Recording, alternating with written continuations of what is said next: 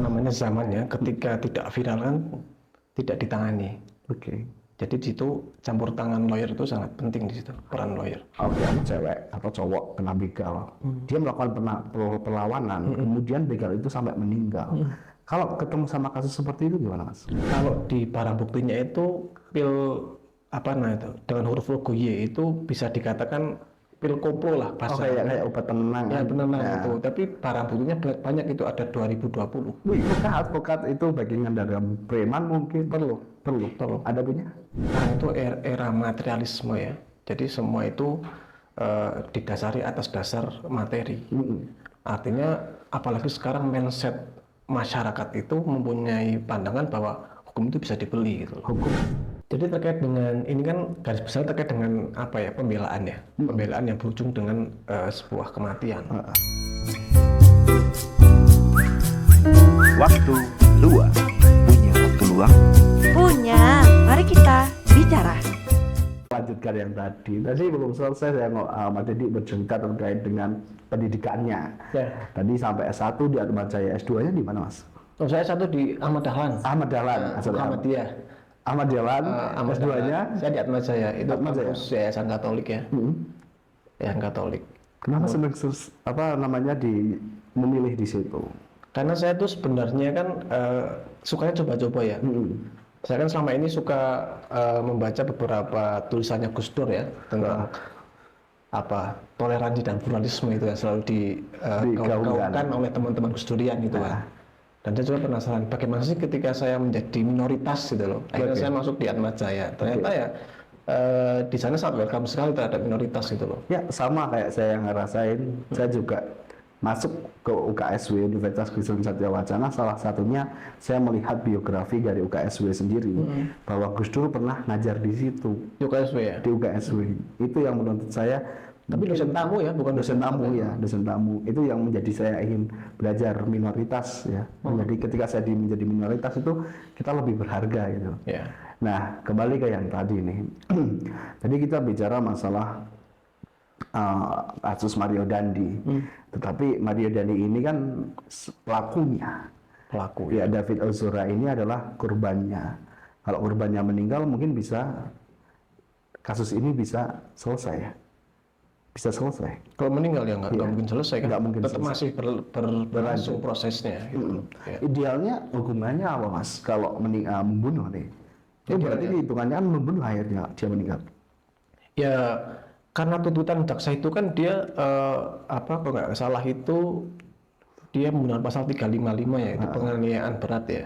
Itu kan berarti ketika sudah di proses persidangan itu kan berarti tidak bisa direvisi tuntutan jaksanya. Artinya hakim itu tetap memutus sesuai dengan tuntutannya. Apakah mau sesuai dengan tuntutan maksimal atau yang minimal itu tergantung keyakinan hakim. Tapi kalau melihat kondisi Mario Dandi sekarang masih dalam keadaan kritis, itu kan sebenarnya jaksa bisa melakukan pemberatan.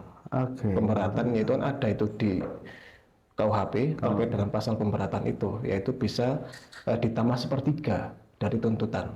Katakanlah tuntutannya itu 12 tahun maksimal, itu bisa ditambah 4 tahun, karena sepertiga dari 12 kan 4 ya, berarti bisa maksimal itu 16 tahun.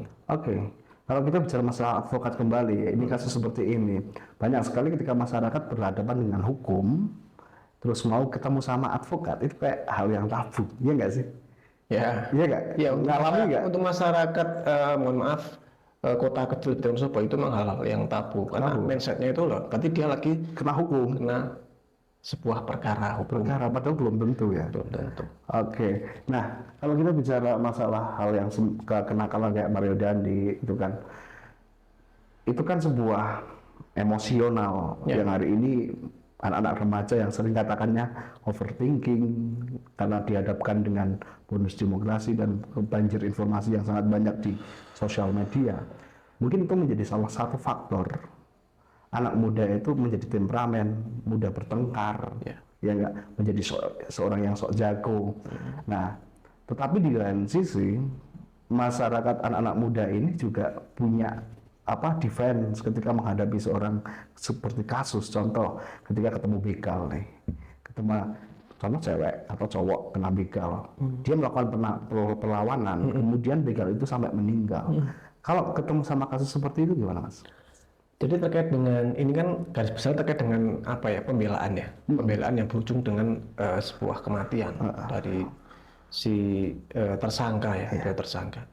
Itu kan di undang-undang kita di KUHP kan ada yang namanya penghapusan pidana atau unsur pemaaf. Artinya itu kalau tidak salah itu ada di pasal 44 sampai 51 itu di KUHP itu menjelaskan terkait hal ini, unsur pemaaf. Jadi yang tadinya dia sebagai korban tapi dia melakukan pembelaan, akhirnya malah si tersangka meninggal dunia, itu ada penghapusan pidana, yaitu unsur pemaaf itu. Unsur pemaaf. Ya. Kalau kembali ke yang tadi yang saya contohkan kasus temperamennya anak-anak muda zaman sekarang, akhirnya berujung sebuah kasus. Dan kasus ini selalu mencuat dulu ketika sudah viral nih. Nah, peran advokat ini gimana terhadap kliennya ini, meyakinkannya gitu. Wis terungkap sih gitu. Karena viral, advokat lebih teko, penegakan hukum lebih teko, gitu. Kepolisian lebih teko. Jadi gini ya, salah satu menurut saya kode etik seorang advokat itu kan tidak jemput bola, itu tidak langsung jemput bola. Tidak. Itu menurut saya itu kurang etis ketika ada permainan terus kita jemput bola. Gitu.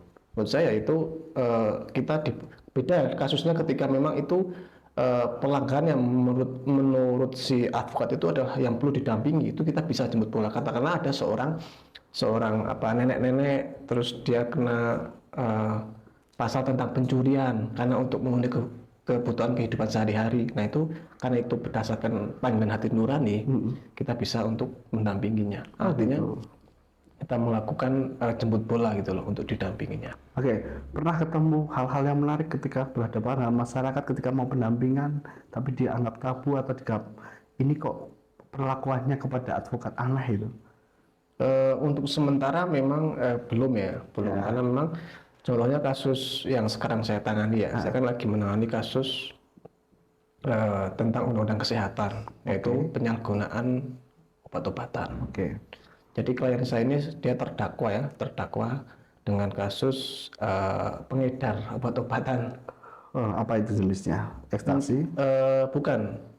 Kalau di barang buktinya itu pil dengan huruf logo Y itu bisa dikatakan pil koplo lah bahasa. Kayak obat penenang. Ya penenang itu. Tapi barang buktinya banyak, itu ada 2020. Wih. Dia transaksinya itu melalui online ternyata. Online. Anak remaja? Anak remaja baru 19 tahun.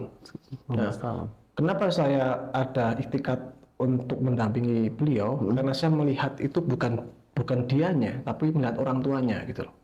Karena saya paham orang tuanya dia itu seperti apa. Bapaknya itu sebagai buruh cangkul yang sehari itu penghasilannya itu 40.000 dengan pekerjaan buruh cangkul, bahasa semuanya ya, buruh macul itu 40.000 sehari. Buruh macul itu adalah yang dicangkul itu bukan tanahnya sendiri. Bukan, tanahnya orang lain. Dan sedangkan ibunya itu kan sebagai ibu rumah tangga. Dia bekerja tapi sebagai ibu rumah tangga di tempat orang. Ini bahasanya apa itu berarti? PRT ya? Ya, pembantu rumah tangga ya. Dia setiap hari itu berjalan sekitar 4 kilo. Dan setiap hari itu berjalan di depan rumah saya gitu loh. Jadi itulah alasan kenapa saya mendampingi dia gitu. Karena saya tahu kasihan nih orang tuanya kalau nggak didampingi. Karena di sisi lain juga ternyata si terdakwa ini dia menjual obat-obatan itu selain dikonsumsi ya, itu sebenarnya untuk membantu orang tuanya juga gitu loh. Gitu, karena faktor ekonomi. Artinya kembali lagi ketika kasus ini juga kembali lagi ke literasi hukum. Ya pasti. Literasi hukum itu tadi. Jadi memang sangat penting ya. Jadi Mas Dedi ini tipikal advokat yang pilih-pilih kasus nggak sih? Kalau saya? Ya. Kenapa? Saya sementara ini saya memang menghindari kasus-kasus tentang perceraian, itu saya hindari. Kenapa? Karena pamor? Pamor? Bukan karena pamor, karena memang gimana ya? Saya tidak memang sudah kalau bisa saya memang tidak menangani kasus itu gitu loh. Sudah berjanji dengan diri sendiri. Ya. Oke, berarti sukanya yang kasusnya itu ke masyarakat lebih, dampaknya itu besar ya? Ya, saya sukanya seperti itu gitu loh. Mungkin kayak pendampingan terkait dengan lingkungan ataupun hal-hal lainnya itu saya lebih suka hal seperti itu. Ya, lingkungan. Tapi yang cenderung banyak hari ini kasus itu banyak lebih orang berpikir gini, tumpul ke atas tetapi tajam ke bawah hukum itu. Sepakat nggak dengan itu? Saya sepakat. Kenapa? Ya karena memang sekarang itu era materialisme ya. Jadi semua itu didasari atas dasar materi. Artinya apalagi sekarang mindset masyarakat itu mempunyai pandangan bahwa hukum itu bisa dibeli gitu. Hukum itu bisa Dibeli. Mindset mereka itu. Harganya berapa? Ya saya kurang tahu kalau hal itu. Hal itu. Naik enggak? Tapi tidak semua perkara itu bisa dibeli menurut saya. Ada beberapa memang perkara kalau memang hakimnya itu memang dia hakim yang baik ya, atau hakim yang baik itu dia tidak menerima hal seperti itu. Biasanya faktor apa? Biasanya hakim kok bisa disuap? Ya faktor rakus itu menurut saya. Rakus. Faktor rakus. Jadi dia tidak punya integritas yang tinggi. Artinya advokat yang bagus itu adalah advokat yang dia tidak gila harta. Kita berbicara advokat atau bicara hakim ini? Hakim. Iya. Jadi gini, salah satu hal yang menurut saya itu miris di Indonesia itu adalah hakim itu hanya mempunyai kecerdasan intelektual, tidak diimbangi dengan kecerdasan spiritual. Sedangkan hakim itu kan dalam putusannya kan ada demi Tuhan Yang Maha Esa dan dalam sebagainya. putusannya. Artinya kan dia sebagai representasi Tuhan di situ. Representasi Tuhan. Artinya di situ harus memuat yang namanya nilai-nilai ketuhanan dan nilai kemanusiaan gitu loh. Nah, selama ini hakim yang ada di Indonesia itu lebih banyaknya itu memang hanya mempunyai kecerdasan intelektual. Untuk kecerdasan spiritualnya mohon maaf ya agak sedikit berkurang ya. Ya sih tidak menutup kemungkinan banyak juga ya hakim yang mempunyai dua hal itu loh. Tapi sekarang tidak semua hakim seperti itu. Oke, kalau mengambil peran, misal ganti peran Mas Dedi ini menjadi hakim, apa yang akan dilakukan? Lakukan gimana? Tiba-tiba nih, punya kepikiran nggak sih untuk jadi hakim? Saya dulu pernah mendaftar sebagai CPNS hakim dulu, tapi saya tidak lolos. Tidak lolos. Jika lolos, apa yang akan dirubah? Kalau advokat jelas mau mendampingi masyarakat nih. Ada Kalau visi kita itu. berbicara masalah perubahan, saya kira itu terlalu besar ya. Yang lebih penting kan merubah diri sendiri dulu. Artinya sebelum kita merubah sistem, kita harus merubah diri itu sendiri gitu. Oke. Kalau kita bicara masalah negara, nah hukum negara Indonesia itu seperti apa sih kacamata Mas Dedi? Ya seperti ini. Seperti ini ya, seperti apa? Carut-marut seperti ini gitu loh. Carut marut. Iya. Oke. Kita itu sedang tidak baik-baik saja kalau bahasa sekarang ini ya. Negara kita sedang baik saja. Kenapa? Ya karena memang dari sisi government-nya atau pemerintahannya itu kan memang ya kita sendirilah di media seperti apa terkait dengan semisal kayak pembuatan undang-undang yang tidak pro terhadap rakyat, kemudian kebijakan-kebijakan yang dikeluarkan oleh pemerintah yang tidak pro terhadap rakyat itu kan sangat marak sekali terjadi saat ini gitu loh. Siapa yang mau disalahkan? Siapa yang mau disalahkan? Kita nggak bisa menyalahkan siapapun karena memang sistem yang buat seperti itu gitu. Sistem. Oke, bukan manusianya. Ya, otomatis manusia itu kan berdasarkan sistemnya. Oke. Ya. Manusia berdasarkan sistem, tapi manusianya yang melakukan sendiri punya awan rakus itu tadi ya, yang merubah itu ya. Ya, jadi gini, semisal saya orang yang berintegritas ya, terus saya masuk ke dalam lingkaran itu, saya tidak mungkin bisa merubah itu. Otomatis saya ada dua hal opsinya. Kita mengikuti sistem itu atau kita menepi dari sistem itu gitu. Menepi. Oke, menarik sekali kita sudah membahas advokat nih. Perjalanannya Mas Dedi dari pendidikan sampai kasus yang ditangani. Nah, sebenarnya sih ada perubahan motivasi nggak sih? Kalau dulu apa sih motivasinya sebelum jadi advokat beneran, masih praktek, masih magang, sampai sekarang motivasinya apa? Atau mungkin ada suatu kasus yang semakin meneguhkan Mas Dedi untuk menjadi seorang advokat, motivasinya?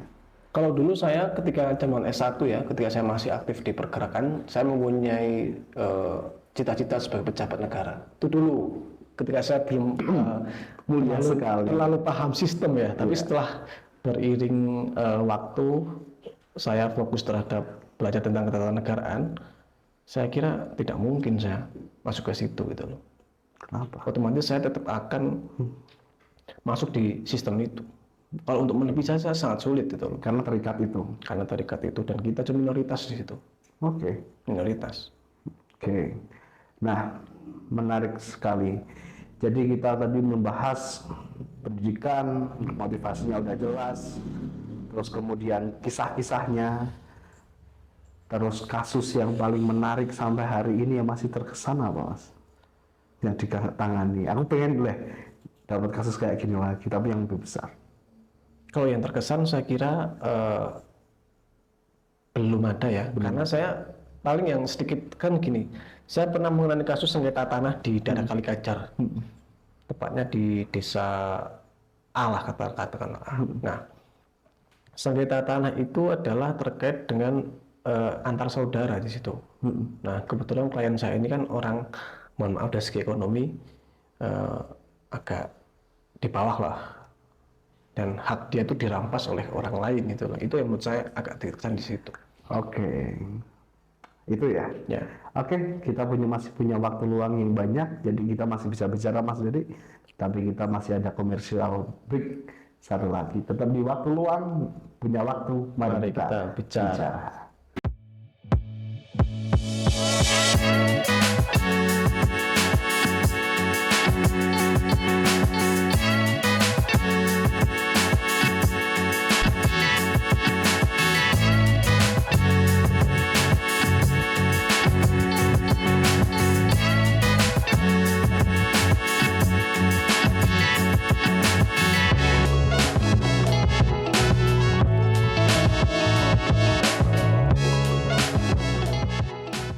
Masih di waktu luang, punya waktu, mari kita bicara. Oke, kita di segmen terakhir Mas Dedi. Siap. Ini ada sebuah pertanyaan yang cepat, yang Mas Dedi harus jawab. Oh gitu ya. Ya, tapi bukan pertanyaan yang kayak di televisi. Tapi jangan menjebak ya, karena nanti dampaknya sangat meluas itu. Apalagi bicara soal keluarga, istri itu sangat menjebak. Enggak soal keluarga, tapi ini pertanyaan yang masih sesuai dengan tema. Oke, biasanya Mas Dedi kalau punya waktu luang ngapain Mas? Saya bermain dengan Ananta. Ananta itu? Anak saya. Kenapa namanya Ananta, kayak semacam penulis saja? Saya terinspirasi, kayak saya ngefans ya sama penulis nama Pramudia Anantatur. Oh, kemudian saya ngasih nama putri saya ini Ananta. Harapannya semoga ke depan, masa depannya dia itu bisa seperti Pramudia, suka menulis. Gitu. Luar biasa, suka menulis. Pasti kamu suka membaca juga? Dia kadang-kadang. Oke. Anak pertama ya? Anak pertama. Setuju tidak sih hari ini profesi advokat itu banyak dicampur adukan dengan tangan netizen? Setuju. Alasannya bisa dikasih dong? Ya, karena kalau sebuah kasus itu sekarang kan zamannya ketika tidak viral kan tidak ditangani. Oke. Jadi di situ campur tangan lawyer itu sangat penting di situ, peran lawyer. Oke, ada kasus, ada uang. Tanpa kasus masyarakat tenang, Anda setuju nggak? Tidak. Kenapa? Tidak semua hal itu bisa dilibatkan dengan yang namanya uang. Oke. Ada kalanya kita melakukan pekerjaan tanpa nominal, tanpa uang. Kalau dalam dunia pengacara itu namanya pro bono. Pro bono itu adalah pendampingan secara cuma-cuma bagi orang-orang yang tidak mampu.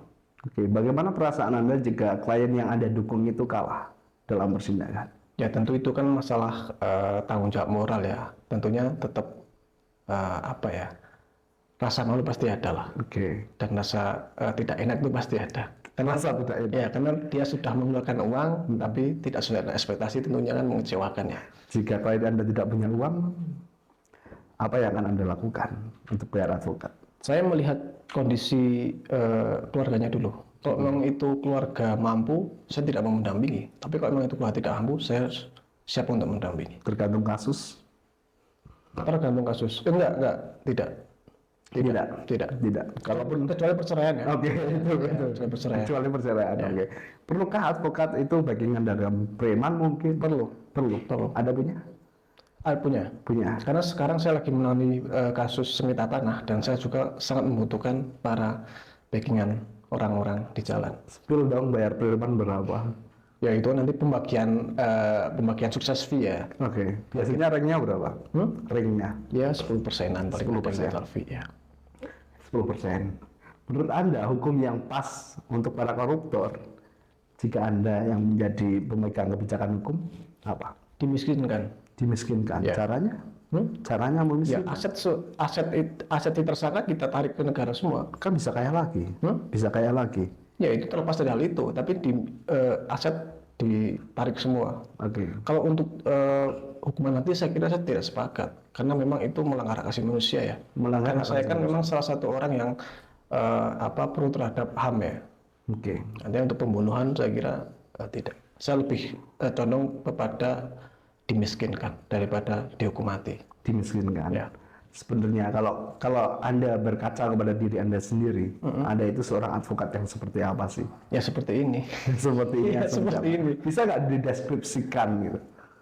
Gini ya, saya kan memang orangnya suka opono nih ya, nggak neko-neko itu. Contohnya rokok saja saya Sriwedari ini. Sriwedari Ini ya. kan rokok menurut orang rokok paling murah ya. Oke. Dan anggapan orang kan masuk pengacara dunia seperti ini kan nggak mungkin gitu. Ini bukan ikan bukan ya, tapi ini saya berbicara masalah fakta gitu loh. Oke. Artinya gini, kalau mau melihat saya mudah. Kalau saya rokoknya ini, berarti saya itu lagi punya uang. Berarti saya tidak punya uang, gitu aja. Menyimpulkannya itu enak. Kalau saya punya rokoknya Klasful berarti lagi punya uang. Kalau aroma berarti Tidak punya uang. saya lagi. Ya begitulah gitu.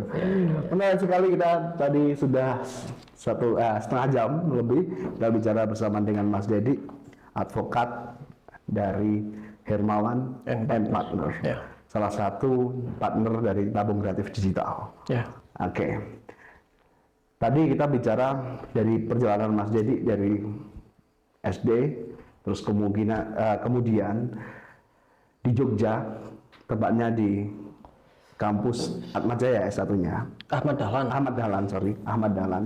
Dia masuk ke dalam ranah pergerakan mahasiswa, melihat sebuah kasus, kemudian dia lanjut S2 di Atmajaya, belajar toleransi, juga dulu SMP-nya juga di Yayasan Katolik juga, belajar toleransi, belajar berada dalam minoritas, sehingga ketika Mas Dedi belajar di minoritas, dia tahu mana yang harus dibela, mana harus ketoleransinya, dengan berdasarkan sosok Gus Dur yang masih menjadi panutan ya Mas Dedi. Ya.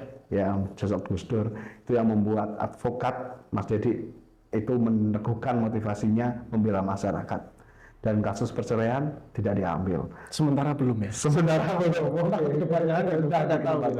Ya. Tapi yang pro dengan masyarakat itu yang akan dibela. Ya. Oke, ada mungkin satu yang ingin disampaikan sama Mas Dedi untuk generasi hari ini terkait dunia hukum, dunia advokat? Mungkin saya lebih ke ya universal saja ya, tidak terbatas dalam konteks hukum. Tapi padanya intinya begini, saya mengharapkan kepada teman-teman semua, entah itu kalangan muda, kalangan generasi old, generasi tua, itu tidak semua hal itu bisa kita nominalkan.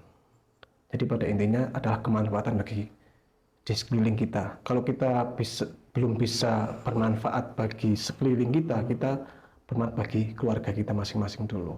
Artinya benahi dulu diri sendiri sebelum kita membenahi sistem yang ada di sekitar kita. Seperti itu. Oke, terima kasih Mas Dedi atas waktu luangnya kita sudah berbicara. Siap. Terima kasih Mas Dedi. Nanti kita bisa sambung lagi di episode-episode berikutnya. Siap. Dengan tema yang berbeda.